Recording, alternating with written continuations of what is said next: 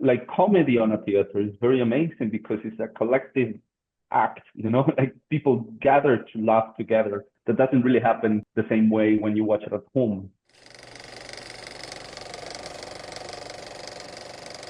A Poet is the second feature from Palme d'Or winning Colombian filmmaker Simón Mesa Soto, who is here with us today to talk about this incredibly funny and unexpectedly poignant film. Although it's only February, I would not be surprised if this movie ends up on my favorite of 2026 list.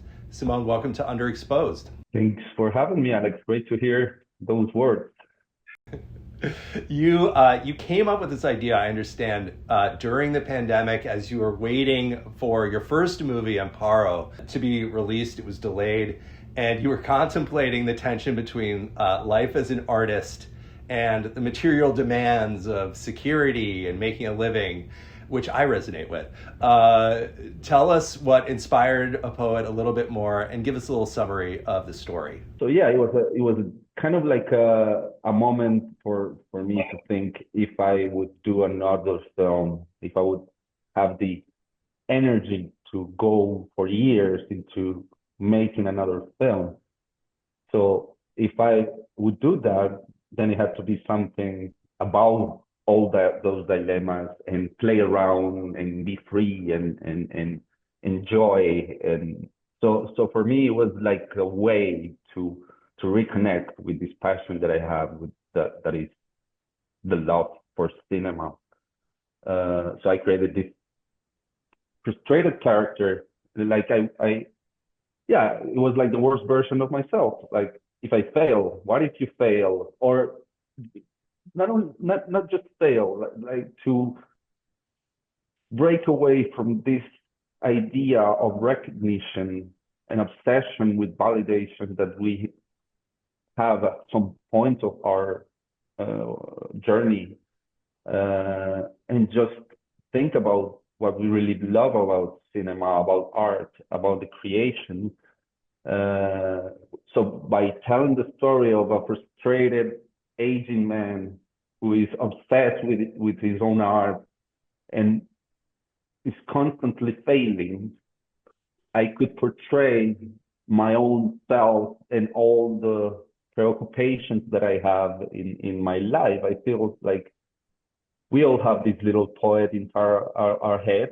We all are a bit uneasy and sometimes unstable. And so I wanted to picture this guy and all the possible outcomes that I would have in the future if I just fail. Yeah. So, well, to sum up, it's the story of a poet who failed in life, who lives with his mother and is an alcoholic and bohemian guy who is not socially functional, and his siblings will kick him out of the house if he doesn't do something to be a normal person. So he gets this job at a school in a very poor neighborhood in Colombia, and he finds this girl who's very talented, with a natural talented for poetry, and he takes her under his wing because he believes that he can help her have a better future. But by doing so, he messes around again and again. So this is pretty much the story of A Poet. Before we dig into the movie deeper, I wanted to ask you about your origins as a filmmaker. How did you come into filmmaking? What was your journey like up to this point?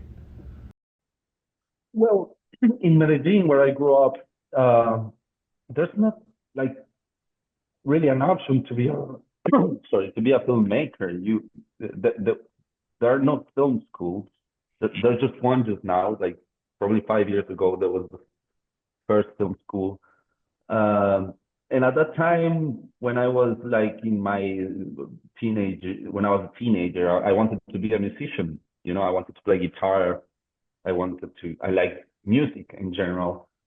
But when you are going to university, here it's very common that you think like art is not a safe bet. So I went to study something that I didn't know what I did. It's just I read the depends on the brochure of possibilities to study, and I came across this audiovisual media degree that it was new at that time, and I thought it was interesting. And just by accident, I ended up being there, and that's where I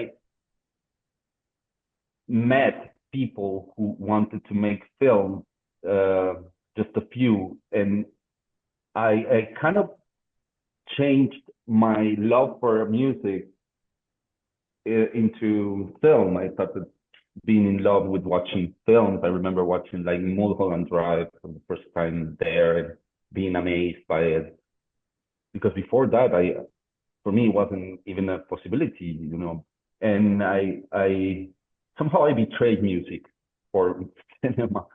And since then, I finished my degree in audiovisual media in Colombia, but I wanted to know more, to learn more about cinema. So I managed to go to the UK to study filmmaking at the London Film School, and I kept doing short films, and that's how it was. Like since then, it's been like probably 20 years ago since I started this thing. Amazing. And you're a film, or you teach film, is that right? You're a film professor? Yeah, usually I teach when I am writing or developing a project, but when I go into pre-production or production, or even for the past year, I haven't been able to do it because the film takes a lot of my time. But usually I go back after a film, and I'm not sure yet when I'm coming back. Trying to think about that. I'm curious about that because I teach film at NYU, and I find it really interesting. Like, that wasn't part of my plan, but it's something that sort of I fell into, and I find it so interesting the amount that I feel like I learn about filmmaking from my students and just from teaching in general is quite impressive. And I'm wondering if anything like that has happened in your case. How has being a teacher changed you as an artist? No, absolutely. I think it's two things. I think a professor needs to learn a lot in order to teach. So it's not only by making films that you tell them your experiences, but also you have to read a lot about theory and techniques and stuff different, because you only have your own way of doing things. So sometimes I have to learn more and more in order to tell them a broader picture of filmmaking. But also because I started teaching when I was very young, and my students were almost the same age as me. But as I grow older, the gap was wider. And I think it was very interesting how teaching to young people kind of, how to say that, I kind of learn from them about the ideas of the new generations. But it's very interesting for me. It's like as we age, we kind of stay with our things from our youth, the things we used to love and we like. But new generations come with different ideas and different concepts and new trends, let's say, or things like that.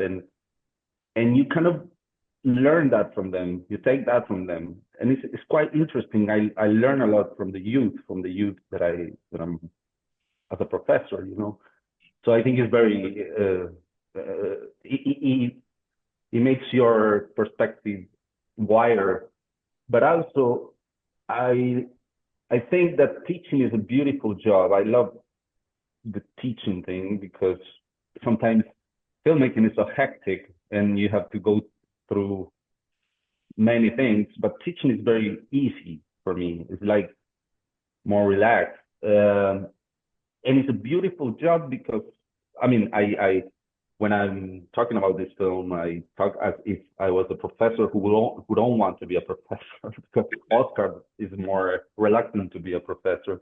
But there's a lot of professors who are really professors. I mean, I sometimes I think I'm not. I am a filmmaker who has a huge knowledge about making a film, but sometimes they're filmmakers. their professor who had great knowledge about how to teach, and that's beautiful, and it's a beautiful passion, as well. And we have, I mean, where I teach, there's colleagues of mine that are just professors, and they're amazing professors as well. I felt that so strong in this film because I think, like, the second that Oscar gets a taste of purpose through mentoring this young student of his, you see, he stops drinking as much. His life snaps back into focus, and he seems like a happier person.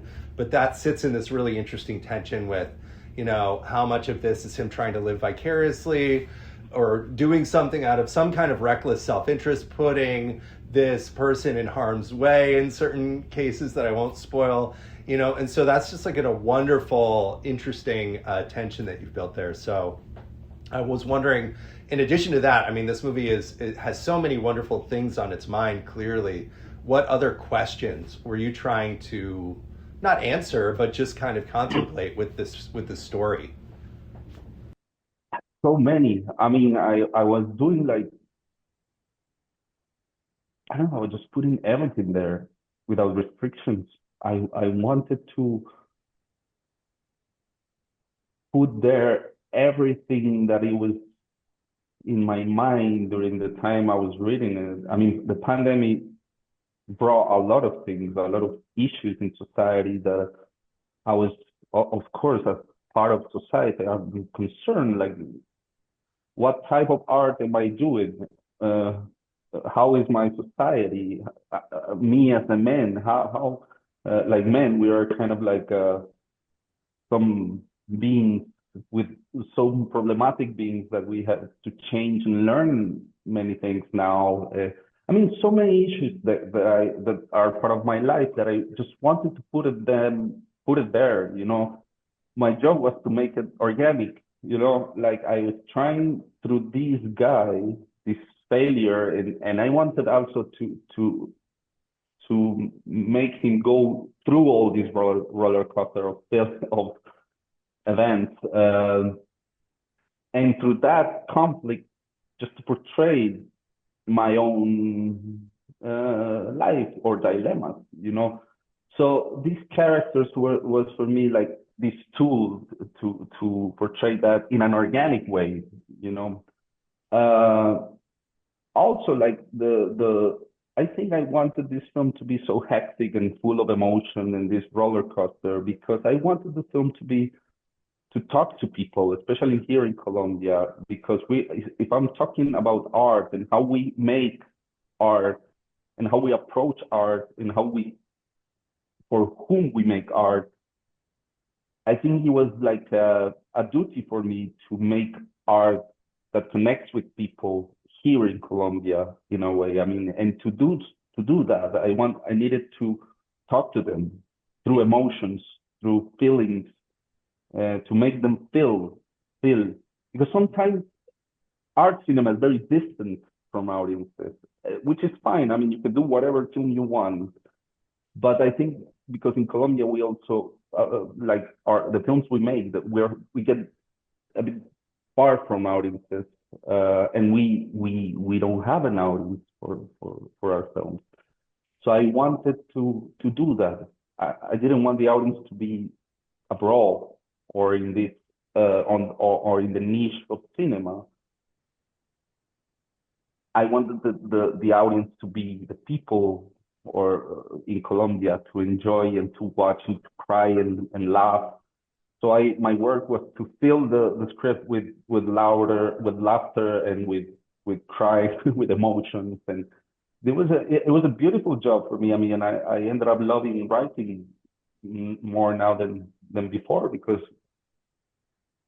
it's amazing how you spend so much time writing a script and then you see all these people so connected with the film and with all the work you've done in order to get that. And it's like when I see people after the screenings and I see them crying, for instance, and see, whoa, this is what I worked for 3 years, and it's just beautiful. It kind of reconnects me with my passion, like I made this film out of frustration, and I reconnected with my passion as a young guy not caring too much about the future and about my stability or just making cinema. And I think this is a kind of a therapy for me that it turned out to be freeing me from many restrictions that I had before. I felt it completely in the screening that I was at. I mean, I would say that this is a film that it's mandatory to go see in a theater. It's just so great to watch this with people because the reactions are the laughter is so loud, the discomfort is so palpable, in all the best ways, of course. And just the emotional experience that you've created for everybody is wonderful, and it's facilitated wonderfully through the actors and that you've chosen, I should say the performers, because many of your performers here, I understand, are first-time performers or non-professional actors. And I just had to ask you about the casting journey for this film. How did you approach it? Well, it was a long process. I mean, we started casting probably 2 years before shooting because I had so many characters in the script, and there was a lot of dialogue, a lot of actions and things. So my casting director, John Bedoya, started quite early in the casting process, and he went through, like, he started with the main character and Yurlady.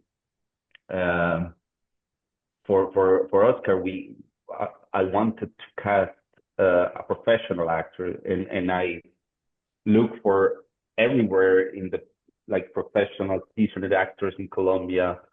We did a lot of tests of them, but we also were doing this casting in Medellin with these bohemic figures, like real poets, real artists, real writers, everything, and to mix both things and create this kind of sense of reality of documentary. So from that side came Weimar. He was a professor from high school that is a man who's been teaching philosophy for 30 years in a high school, and he has this poetry festival in his little town outside Medellin, and he has a rock band called Poiesis, where he sings. He's the singer, and he sings poetry with hard rock, and it's like he recites poetry with hard rock. It's quite funny. It's quite interesting. The band, as a persona, he was just amazing, and it was gradually that I was learning that this was my character, and also because I was letting the comedy take over with each version of the script. Because when you decide to make a comedy, especially when my first film was so dramatic, you start a little conservative about the comedy, but I was kind of letting the comedy feel the script more and more. He came with this personality, with his physicality. I think he gave him more empathy, because Weimar has a lot of empathy. People love him, and I mean, in real life, everywhere he goes, he's so nice, and he's very social. He makes people laugh, and he's very smart. And he's not the poet. He has a very functional life, but they share some characteristics. But at the end, it was his way of being, his physical way of being, that it turned the character into something very beautiful and novel, and people connect with him. And he went through a process in order to become this actor. Our job was to give him a lot of confidence, mainly, because it's about confidence. So he feels the confidence that he can do it, because at the beginning he was a bit hesitating, because he learned it was a lot of responsibility. I mean, main character in a film that is in every scene and a lot of action, learn the dialogue. But we gave him a lot of confidence, and we went through this process for 2 months where he was coming every day and doing games and learning dialogues or learning the action. So by the time we were shooting, he was an actor, really. So over the course of the time that you've been showing this movie, about a year now, right? You've been bringing this movie around. What are the reactions that have surprised you or pleased you the most? I don't know, there are so many. I mean, you were mentioning about the laughter. I think there's something beautiful in the comedy that I didn't realize that much. That is watching a film, a comedy film on a theater. I was impressed how people are laughing together about some scenes that are. I mean, when we premiered the film at Cannes, there was a scene that people, like in the middle of the film, people start clapping as it was the end of the film, and we were looking at each other like, "It's not the end of the film; it's just half of it." And people were clapping and smiling and laughing, and I was like, "This, like comedy on a theater, is very amazing because it's a collective act, like people gather to laugh together, and this is something that kind of enhance the experience of watching a film in a theater that doesn't really happen the same way when you watch it at home. And I thought that was very interesting. I mean, and no, I mean, so many reactions. I thought there would be more adverse reactions because when you make comedy and when you talk about some issues that might be uncomfortable, you know that some people might not like it, but it's part of doing this type of films. But I was surprised that in general people are people who approach me are connected with the film, and they, I mean, see people crying at the end of the film. I was like last week in I think it was in, I don't remember if it was in Miami or in Austin, that I was outside the room, sitting on a bench and waiting for the film to finish for the Q&A, and then this girl comes out after the screen and sits next to me. She doesn't know who I was, and she was just crying. And I saw her say, "What?" And she started talking to me, like, crying. And I looked at her and said, "Shit, this is beautiful." I mean, so many emotions, and I mean, it connects in so many ways with people. So we are surprised by the reaction, especially when you make a film that I mean, for the traditional Colombian cinema, it's very uncommon, and when you're making the film, you don't have a real reference of how it's going to turn out to be. So it's kind of like a risk we took, and we were surprised and happy that people connect so much with the film. Yeah, well, I'm really glad you took the risk. It's an incredible film, and thank you for making it.